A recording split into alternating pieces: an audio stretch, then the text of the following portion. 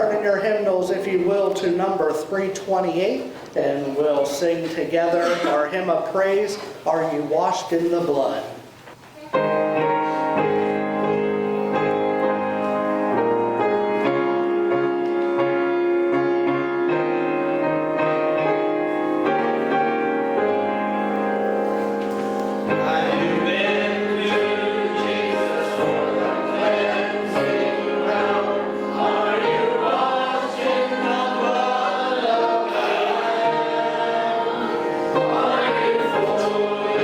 Trusting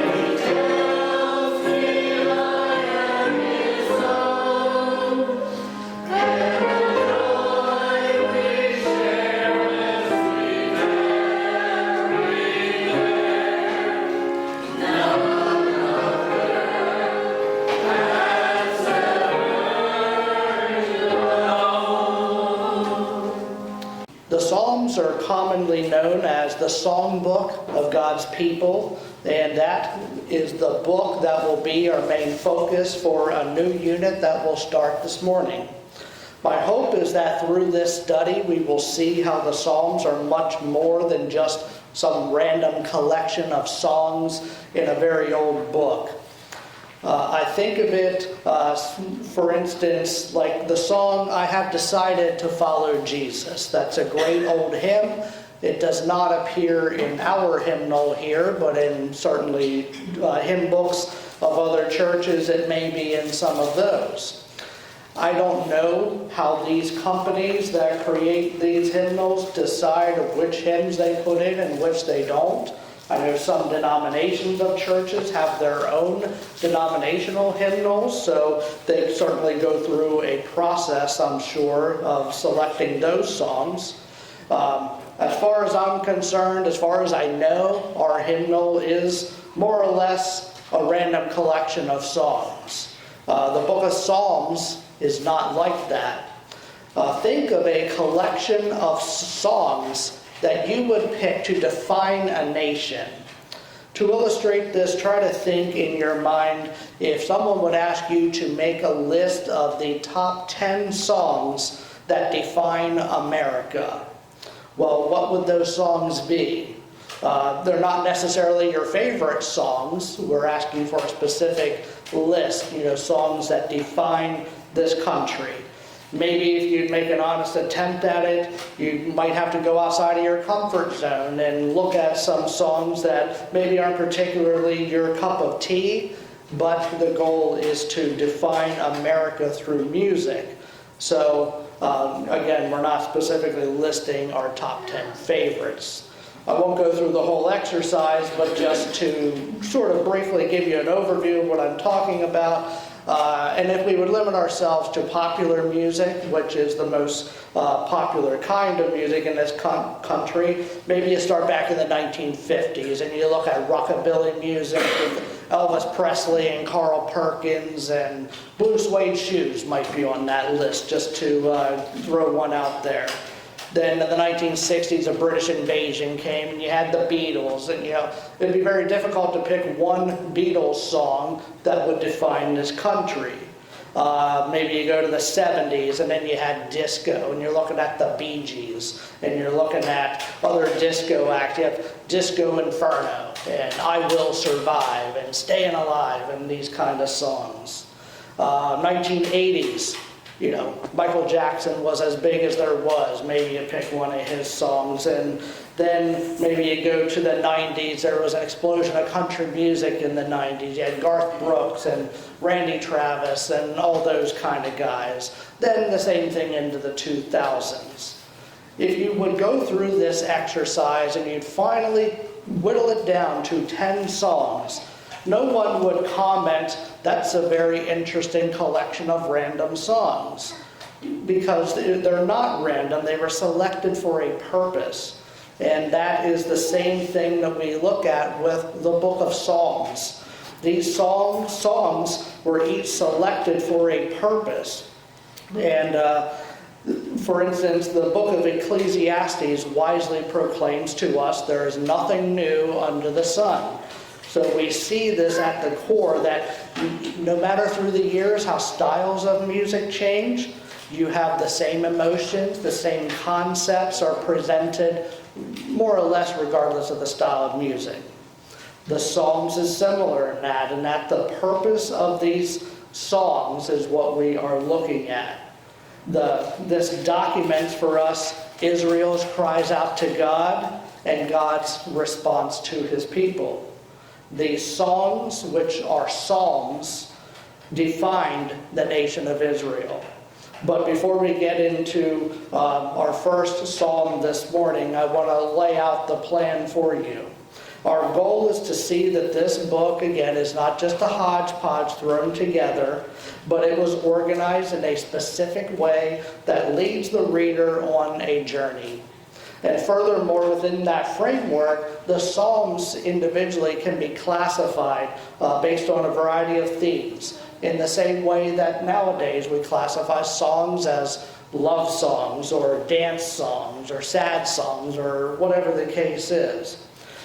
Each week through this study, which we won't hit all 150 psalms because that would take us like 3 years to do, we will see how that psalm for the day fits into this much larger story. The first psalm that we will look at is classified as a royal psalm. And as I read it, it should be clear why it is classified as royal. It is Psalm number 2. And if you're following in your Pew Bible, you'll find it on page 384. And we will read the 12 verses of that psalm. Why do the nations conspire and the peoples plot in vain? The kings of the earth take their stand and the rulers gather together against the Lord and against his anointed one. Let us break their chains, they say, and throw off their fetters. The one enthroned in heaven laughs. The Lord scoffs at them. Then he rebukes them in his anger and terrifies them in his wrath, saying, I have installed my king on Zion, my holy hill. I will proclaim the decree of the Lord. He said to me, you are my son. Today I have become your father. Ask of me, and I will make the nations your inheritance, the ends of the earth your possession. You will rule them with an iron scepter. You will dash them to pieces like pottery. Therefore, you kings, be wise. Be warned, you rulers of the earth. Serve the Lord with fear and rejoice with trembling. Kiss the Son, lest he be angry and you be destroyed in your way. For his wrath can flare up in a moment.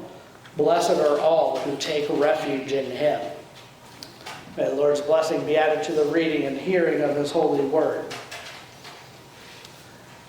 Some of the more introspective songs of our day tackle very difficult issues, and this psalm also discusses a very serious problem, which provides a good introduction to this book. The problem is that there is opposition to God in the world. That's a major problem. We see that in the opening line of the psalm, which is, the question is, why do the nations conspire and the peoples plot in vain? Well, sometimes in the Bible we see rhetorical questions, which are questions that really don't demand an answer. Maybe the answer is rather obvious, which is why they don't demand the answer. I don't think that this initial question is rhetorical at all, though. We don't know why people oppose God, because by definition, God is a perfect being with perfect strength and perfect power. So he cannot be defeated. So the honest question is, why would anyone try to defeat God? Why would anyone try to conspire against him? This question is asking genuine confusion, because opposition to God doesn't make any sense at all. Since people can't face off against God in the flesh, as far as from our perspective, he is a spiritual being. They oppose God by attacking his people instead. If we move ahead to the book of Acts in the New Testament, we see the persecution of the church. And in chapter 4 of Acts, we see that the people of the church make reference to this exact psalm as they apply it to the persecution that they experience. And that section of Acts 4 reads, on their release, Peter and John went back to their own people and reported all that the chief priests and the elders had said to them. When they heard this, they raised their voices together in prayer to God. Sovereign Lord, they said, you made the heavens and the earth and the sea and everything in them. You spoke by the Holy Spirit through the mouth of your servant, our father David. Why do the nations rage and the peoples plot in vain? The kings of the earth rise up and the rulers band together against the Lord and against his anointed one. Psalm 2, which they're referencing there, is tied to such a powerful display of God's greatness. So in our day, every time that we hear Christians being persecuted somewhere in the world, maybe Psalm 2 should come to mind for us and give us comfort as well. Like all the other psalms, this psalm is not just one writer's ramblings of the moment. It is written in a very specific way to tell a very specific story, which is nestled inside the bigger book as a whole. And that tells a much larger story from beginning to end. The first 3 verses of this psalm identify a problem, and that problem is worldwide opposition to God. The second part is the next 3 verses, 4 through 6, and that provides a positive contrast to that first problem, which is a glimpse of God's rule in heaven. So in other words, even though we know of a very major problem in the world, we don't need to despair, because we know that a good God exists, and we can take solace in the fact that the whole world is not evil.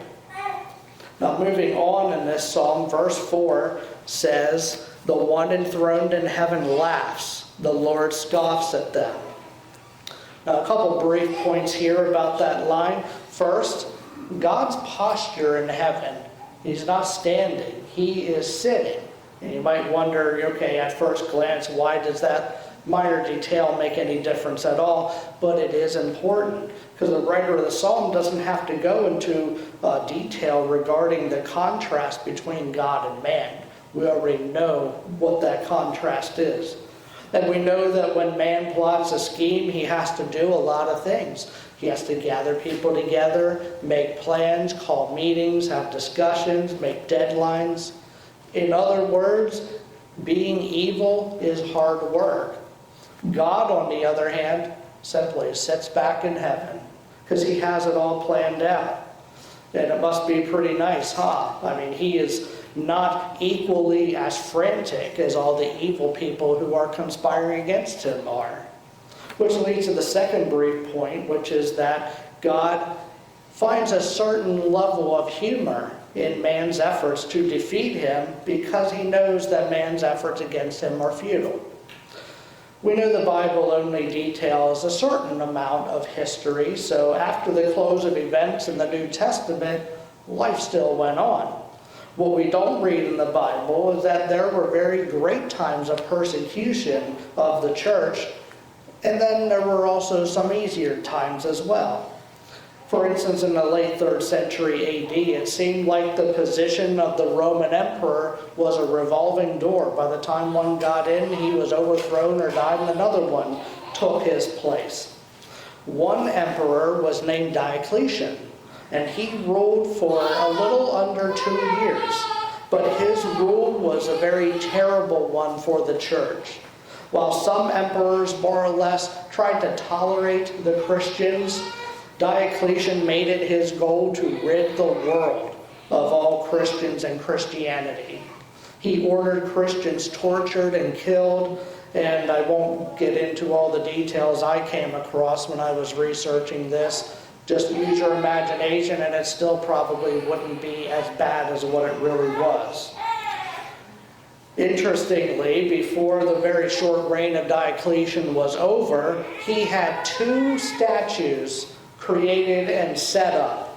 The first one signified that the name of the Christians would be eradicated from the entire Roman Empire, and he had a second statue set up that signified the abolition, or getting rid of, the superstition of Jesus Christ. Now, I find this very ironic, because the references to getting rid of the Christians is inscribed on stone statues. So doesn't that make it easier to remember the Christians and to remember the things that they are supposedly trying to get eradicated? It's another way it should make us sort of chuckle and laugh. And according to Psalm 2, that makes God laugh too, because at its very core, evil is just that foolish. Now the second part from this psalm, verses 4 through 6, reminds us that God exists, but it doesn't end there. We move on to the next 3 verses, verses 7 through 9. And these describe for us the action that God takes as a response. The good news is God is actually concerned about what's happening here on earth, and he is actively working out a solution to this problem. In verse 7, it says, I will proclaim the decree of the Lord. He said to me, you are my son, capital S there, so that's important. Today I have become your father. This is God's action. He sent his son to earth for this purpose. And that, of course, is where Jesus Christ comes into play. This is proof that we don't have to go very far into this Old Testament book of Psalms before Jesus makes an appearance.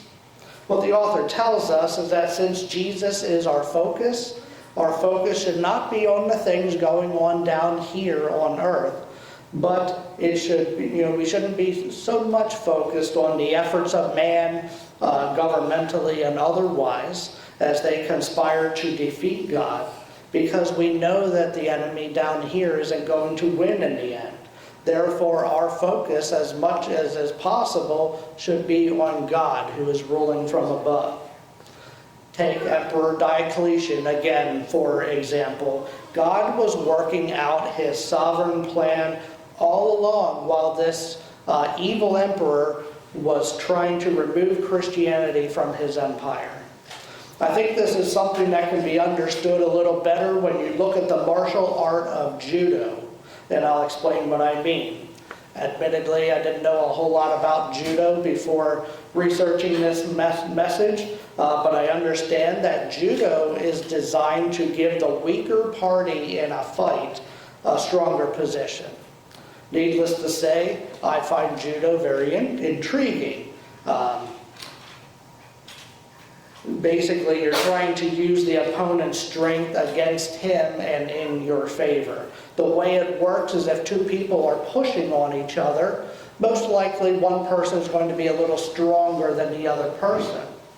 So what happens is when the weaker person is being pushed backwards, at just the right moment, they reverse tactics and stop pushing, and then they pull. That way the other person goes off balance, and the change in force applied to the stronger person oftentimes can allow them to lift the person off the ground and throw him down. Concepts of judo can be seen in the reign of Diocletian and others who opposed Christianity. As the opposition to the Christian faith mounted in the Roman Empire, many people noticed these vicious attacks on these people who were being called Christians, and it didn't make sense to them. They were wondering, why was it necessary to meet these Christians with such force? After all, it was very clear that the Christians were doing their best to obey the law, to help others, try to live peaceful lives. So very similar to judo, they were able to use the force of the oppressors against them as this overzealous momentum against Christianity became its own downfall. And through a series of events, Christianity eventually became literally overnight, under the reign of Constantine, became the accepted religion of the Roman Empire. This was all part of God's action, which was ultimately would lead to the solution to the problem that was defined in the very beginning of this psalm. This is where we see a pattern in this psalm. First, the problem stated. Secondly, we introduce the positive counterforce, which is God. Thirdly, we read he is active in his protection of his people. And lastly, we revisit the initial problem by providing a solution to that problem. In this way, the last two sections are sort of a mirror image of the first two sections. In part 3, we saw that God has this begotten Son now. And in the final part, we see that the Son will rule over all the earth, thus ridding the world of the initial problem of opposition to God. There's not a whole lot to add to this last section. It's rather self-explanatory, so I will be brief with that. The question is, where are we in reference to Psalm 2? What has not happened yet is Jesus is not ruling over the world quite yet. We're really somewhere between verse 9 and 10. The Messiah has come, but he's not ruling forever yet. We must wait until his second coming for that to happen, which we talked at length in our study of Revelation about that. Until he comes back to rule forever, the command in this psalm is to serve God in the best way we can. Service to God is really the only acceptable response to God.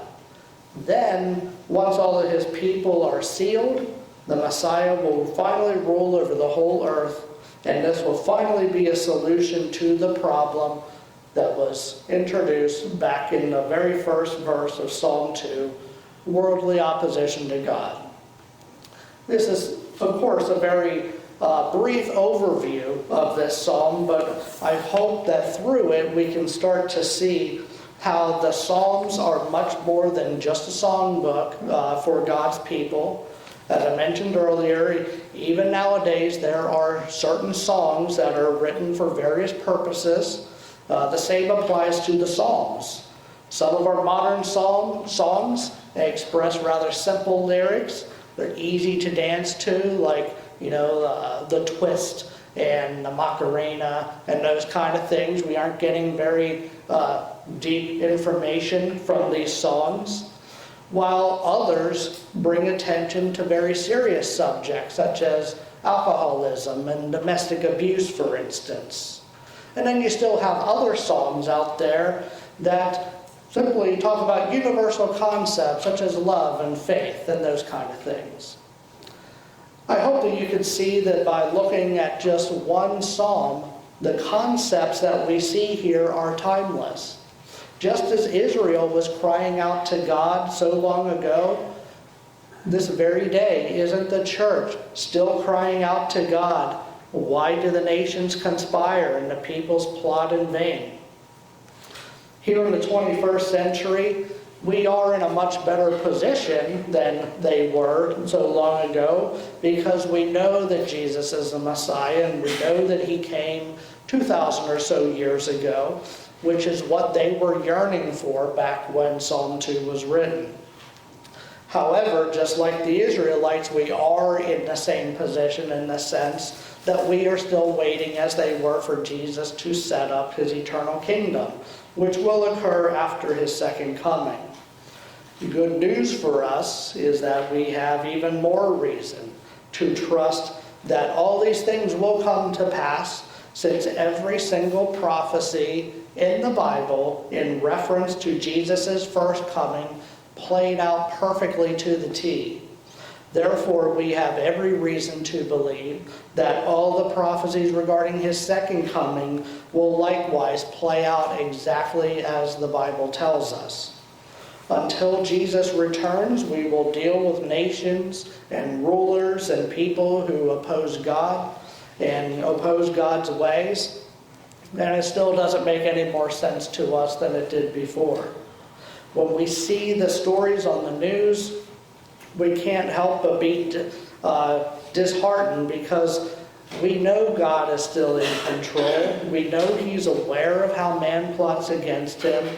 We know that God laughs at man's efforts to dethrone him. And finally, we know that God has a plan to solve the problem of man's rebellion against him. And the eternal rule of Jesus Christ, people who accept his lordship over their lives, that is what this is all about. Psalm 2 sort of begins as a sad song, but it quickly changes gears and becomes a song of hope that believers in Christ can sing everywhere and at any time. Let's bow our heads and close out with a word of prayer. Turn in your hymnals, if you will, to number 337, and we will conclude our service by singing our hymn of dedication, which is Lead Me to Calvary, 337.